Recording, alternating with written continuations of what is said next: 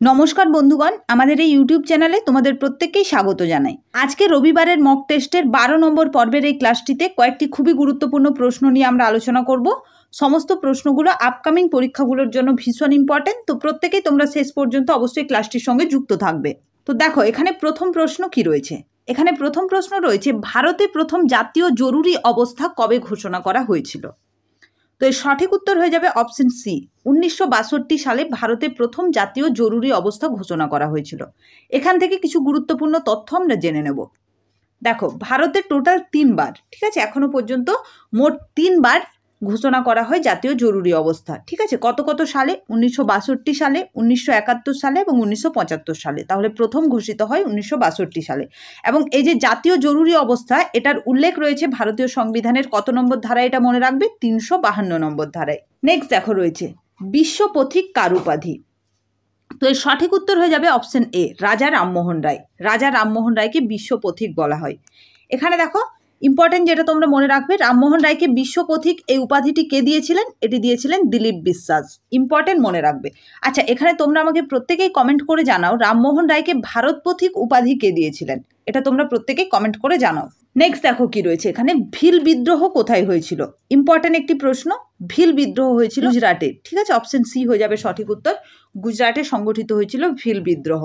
আচ্ছা, এটা ইম্পর্টেন্ট কি এখানে রয়েছে যেটা মনে রাখবে, ভিল বিদ্রোহ কত সালে হয়েছিল? সালটা হচ্ছে 1819 সালে। আচ্ছা, 1819 সালে গুজরাটের কোথায় হয়েছিল? গুজরাটের খানদেশ অঞ্চলে। এটা ইম্পর্টেন্ট মনে রাখবে। তাহলে 1819 সালে গুজরাটের খানদেশ অঞ্চলে ভিল বিদ্রোহ সংগঠিত হয়েছিল। নেক্সট দেখো, নিম্নের কারা হোম রুল লীগ স্থাপন করেছিলেন? সঠিক উত্তর হয়ে যাবে অ্যানি বেসান্ত এবং বাল গঙ্গাধর তিলক। এনারা দুজনেই হোম রুল লীগ স্থাপন করেছিলেন, অ্যানি বেসান্ত এবং বাল গঙ্গাধর তিলক। নেক্সট দেখো, রক্তের ক্ষুদ্রতম কণিকা কোনটি? ভীষণ ইম্পর্টেন্ট একটি প্রশ্ন। রক্তের ক্ষুদ্রতম কণিকা হচ্ছে অনুচক্রিকা। অপশন ডি হয়ে যাবে সঠিক উত্তর। ঠিক আছে, অনুচক্রিকা হলো রক্তের ক্ষুদ্রতম কণিকা। আচ্ছা, যেহেতু মক টেস্টের ক্লাস, তাই সমস্ত ধরনের প্রশ্ন এখানে থাকবে। হিস্ট্রি, জিওগ্রাফি, সায়েন্স পার্ট সব কিছু থেকেই প্রশ্ন থাকবে, যেরকম তোমাদের পরীক্ষাগুলো থাকে। মক টেস্টের ক্লাস মানে আমরা এখানে প্র্যাকটিস করব। ঠিক আছে, যে প্রশ্নগুলোর উত্তর আমরা কতটা করতে পারছি না পারছি, তোমরা প্রশ্ন দেখে উত্তরটা নিজে থেকে করার চেষ্টা করো। ঠিক আছে, এটাই হচ্ছে মক টেস্টের ক্লাসের মূল উদ্দেশ্য, যেটা প্রত্যেক রবিবার তোমরা আমাদের এই চ্যানেলটিতে পেয়ে যাবে। আচ্ছা, এখান থেকে গুরুত্বপূর্ণ কি রয়েছে দেখো, রক্তের বৃহত্তম কণিকা হচ্ছে মনোসাইট, ক্ষুদ্রতম কণিকা হচ্ছে অনুচক্রিকা, আর বৃহত্তম যদি দেয় সেটা হচ্ছে মনোসাইট। ঠিক আছে, মনোসাইট হলো এক ধরনের শ্বেত রক্ত কণিকা, এটা মনে রাখবে। এটা হচ্ছে রক্তের বৃহত্তম কণিকা। তাহলে ক্ষুদ্রতম বৃহত্তম দুটোই আমাদের মনে রাখতে হবে। নেক্সট দেখো, নিম্নের কোন হরমোনটি উদ্ভিদ দেহের ট্রপিক চলন নিয়ন্ত্রণ করে থাকে? সঠিক উত্তর হয়ে যাবে অপশন ডি, অক্সিন। অক্সিন হরমোনটি উদ্ভিদ দেহের ট্রপিক চলন নিয়ন্ত্রণ করে। নেক্সট দেখো, ব্রোঞ্জ হলো তামা এবং ড্যাশ ধাতুর সংকর। এক কথায় ব্রোঞ্জ কোন কোন ধাতুর সংকর? তাহলে সঠিক উত্তর হয়ে যাবে টিন। ঠিক আছে, তামা এবং টিনের সংকর ধাতু হলো ব্রোঞ্জ। এটা আমরা প্রত্যেকেই পড়েছি, এটা একটা সহজ প্রশ্ন যেটা প্রত্যেকেরই জানা উচিত। নেক্সট দেখো ইম্পর্টেন্ট প্রশ্ন, ভিনিগারে কোন অ্যাসিড থাকে? আচ্ছা, কিসে কোন অ্যাসিড থাকে এটা কিন্তু একটা ইম্পর্টেন্ট টপিক সমস্ত পরীক্ষার জন্য। এটা ভালো করে টপিকটা তোমরা রেডি করবে। দেখো, ভিনিগারে থাকে অ্যাসিটিক অ্যাসিড। অপশন বি হয়ে যাবে সঠিক উত্তর। এখান থেকে কিছু এক্সট্রা ইনফরমেশন মনে রাখবে তোমরা। দেখো, এখানে সিতে রয়েছে ল্যাকটিক অ্যাসিড। ঠিক আছে, ল্যাকটিক অ্যাসিড থাকে হচ্ছে দইয়ে। এবং দেখো এখানে রয়েছে সাইট্রিক অ্যাসিড। সাইট্রিক অ্যাসিড থাকে লেবুতে। আচ্ছা, পিঁপড়ের হুলে কোন অ্যাসিড থাকে? এটা তোমরা প্রত্যেকে আমাকে কমেন্ট করে জানাও। ঠিক আছে, ভীষণ ইম্পর্টেন্ট, পিঁপড়ের হুলে কোন অ্যাসিড থাকে, বারবার এসেছে পরীক্ষায়। এটা প্রত্যেকে আমাকে তোমরা কমেন্ট করে উত্তরটা জানাও। নেক্সট দেখো, সিনাবার কোন ধাতুর আকরিক? বিভিন্ন ধাতুর আকরিক থেকে প্রশ্ন আসে পরীক্ষায়। তো সিনাবার হলো পারদের আকরিক। আচ্ছা, এখানে বাকি যেগুলো রয়েছে দেখো, তামার কয়েকটা আকরিকের নাম আমরা জেনে নেব। তামার কয়েকটা আকরিক হচ্ছে কপার গ্ল্যান্ডস, এছাড়াও হচ্ছে কপার পাইরাইটস।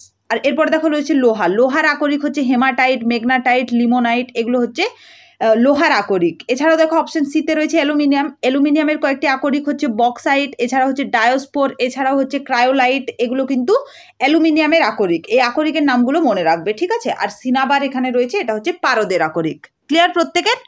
নেক্সট দেখো, আলোক তরঙ্গ কোন ধরনের তরঙ্গ? কমেন্ট করে জানানোর চেষ্টা করো প্রত্যেকটা উত্তর। ঠিক আছে, আলোক তরঙ্গ কোন ধরনের তরঙ্গ? উত্তর হয়ে যাবে তির্যক তরঙ্গ। অপশন বি হয়ে যাবে সঠিক উত্তর। নেক্সট কোশ্চেন দেখো, এখানে কি রয়েছে, তড়িৎ প্রবাহের একক কি? তো এর সঠিক উত্তর হয়ে যাবে অ্যাম্পিয়ার। তড়িৎ প্রবাহের একক হলো অ্যাম্পিয়ার। নেক্সট দেখো, সংবিধানের প্রস্তাবনা এখনো পর্যন্ত মোট কতবার সংশোধন করা হয়েছে? এটা হচ্ছে প্রশ্ন। তাহলে এখনো পর্যন্ত ভারতীয় সংবিধানের যে প্রস্তাবনা রয়েছে সেটা সংশোধন করা হয়েছে মাত্র একবার। আচ্ছা, এখান থেকে ইম্পর্টেন্ট কিছু আমরা জেনে নেব। দেখো, 1976 সালে 42তম সংশোধনীর মাধ্যমে এখনো পর্যন্ত মাত্র একবারই আমাদের এই প্রস্তাবনাটিকে সংশোধন করা হয়। ঠিক আছে, আমাদের যে প্রস্তাবনা রয়েছে সেটাকে। তাহলে কততম? 42তম মনে রাখবে, সালটা মনে রাখবে 1976 সাল। আচ্ছা, এই যে 1976 সালের 42তম সংশোধনী, এর দ্বারা কি করা হয়? মূল প্রস্তাবনার সাথে 3টা নতুন শব্দকে যুক্ত করা হয়। কি কি 3টা নতুন শব্দ? সমাজতন্ত্র, ধর্মনিরপেক্ষ, এছাড়া হচ্ছে সংহতি। এই 3টে শব্দকে সংবিধানের সঙ্গে যুক্ত করা হয়। ঠিক আছে, নেক্সট দেখো, সংবিধানের কোন অধ্যায়ে নাগরিকত্বের কথা বলা হয়েছে? ভীষণ ইম্পর্টেন্ট, নাগরিকত্ব বা সিটিজেনশিপ যেটা আমরা পড়েছি, তো এর অধ্যায় হয়ে যাবে 2য়। ঠিক আছে, 2য় অধ্যায়ে নাগরিকত্বের কথা বলা হয়েছে। আচ্ছা, এখানে দেখো 2য় অধ্যায়ের 5 থেকে 11 নম্বর ধারায় নাগরিকত্ব সম্পর্কে বর্ণিত রয়েছে। ধারাটা মনে রাখবে 5 থেকে 11, এবং মনে রাখবে ভারতের নাগরিকত্ব আইন চালু হয়েছিল কত সালে? 1955 সালে। এটা ইম্পর্টেন্ট, ভালো করে মনে রাখবে। নেক্সট কোশ্চেন দেখো, এখানে কি রয়েছে? যুগান্তর পত্রিকার সম্পাদক কে ছিলেন? ইম্পর্টেন্ট প্রশ্ন। যুগান্তর পত্রিকার সম্পাদক ছিলেন ভূপেন্দ্রনাথ দত্ত।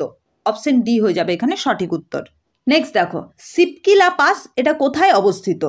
তো এর সঠিক উত্তর হয়ে যাবে হিমাচল প্রদেশ। ঠিক আছে, হিমাচল প্রদেশে সিপকি-লা পাস অবস্থিত। আচ্ছা, এই যে পাস বা গিরিপথটি, এটি হিমাচল প্রদেশ এবং তিব্বতকে সংযোগ করেছে। এটা ইম্পর্টেন্ট, মনে রাখবে। ঠিক আছে, এটা কোন দুটো জায়গাকে সংযোগ করছে? হিমাচল প্রদেশ এবং তিব্বতকে। তো এটাই ছিল রবিবার মক টেস্টের ক্লাস। তো কেমন লাগলো তোমাদের ক্লাসটা প্রত্যেকেই কমেন্ট করে জানিও। ভালো লাগলে অবশ্যই লাইক করো, বন্ধুদের সঙ্গে শেয়ার করো, এবং এই ধরনের প্রত্যেক রবিবার মক টেস্টের ক্লাসটাও অবশ্যই তোমরা প্রত্যেকে অ্যাটেন্ড করবে। এখান থেকে প্রত্যেকটা প্রশ্ন কিন্তু তোমাদের প্র্যাকটিস হয়ে যাবে। ঠিক আছে, তাই মক টেস্টের ক্লাস কিন্তু ইম্পর্টেন্ট। এবং প্রত্যেকে বাকি যে টপিক ওয়াইজ বা চ্যাপ্টার ওয়াইজ ক্লাসগুলো হচ্ছে সেগুলো অ্যাটেন্ড করো। এবং সোমবারে কারেন্ট অ্যাফেয়ার্সের ক্লাসও তোমরা পেয়ে যাচ্ছ। তো সোমবারে কারেন্ট অ্যাফেয়ার্সের ক্লাসটাও অবশ্যই তোমরা অ্যাটেন্ড করবে, যেখানে সাপ্তাহিক কারেন্ট অ্যাফেয়ার্স আলোচনা করা হয়। এবং প্রত্যেকটা ক্লাসের পিডিএফ তোমরা আমাদের টেলিগ্রাম চ্যানেলে পেয়ে যাবে। প্রত্যেকেই টেলিগ্রাম চ্যানেলটির সঙ্গে যুক্ত হয়ে যাবে। এবং শেষ পর্যন্ত ক্লাসটির সঙ্গে যুক্ত থাকার জন্য তোমাদের প্রত্যেককে অসংখ্য ধন্যবাদ। তোমরা খুব ভালোভাবে পড়াশোনা করো এবং সমস্ত পরীক্ষার জন্য প্রস্তুতি নাও।